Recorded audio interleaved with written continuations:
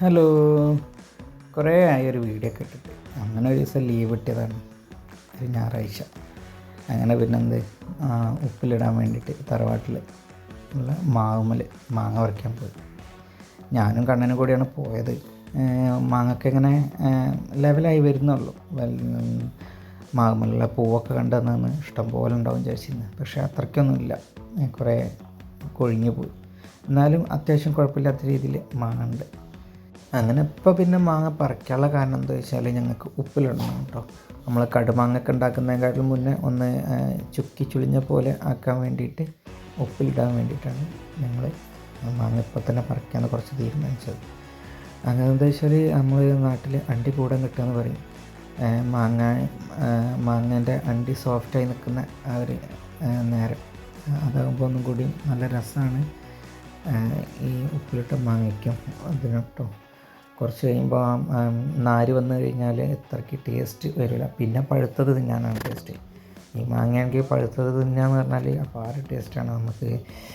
പിന്നെ പഴുത്ത് കഴിഞ്ഞാൽ കുറേ നമുക്ക് കിട്ടില്ല കേട്ടോ, അത് വേറെ കാര്യം. പിന്നെ കുറേ കിളികളായിട്ടും വവ്വാലായിട്ടൊക്കെ കഴിച്ചു പോകും.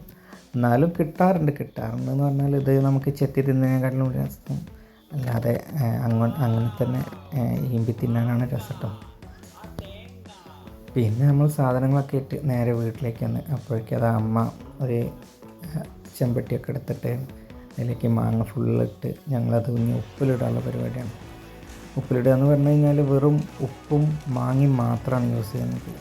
നമ്മൾ സാധാരണ ഒരു ഭരണിയിലാണ് ഇടാറ്. പക്ഷേ ഭരണി പൊട്ടിപ്പോയതുകൊണ്ടാണ് ഇപ്പോൾ കുപ്പിയിലേക്ക് ആക്കുന്നത്. കുറച്ച് റിസ്ക്കുള്ള പ്രോസസ്സാണ്, എന്നാലിട്ട് നല്ല രസമാണേനും. എൻ്റെ ഇടയ്ക്ക് നമ്മളെ കുട്ടി പരിവാരങ്ങളും നമുക്ക് സഹായിച്ചു തരുന്നുണ്ട്.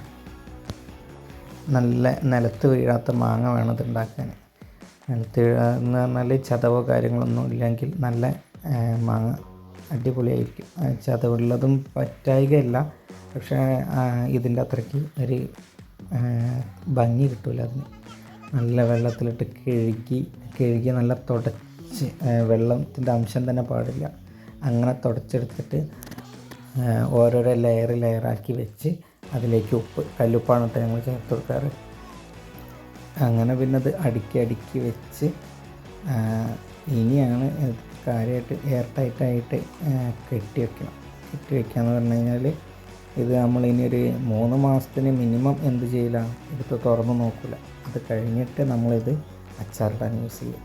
അപ്പോൾ എത്രയേ ഉള്ളൂ.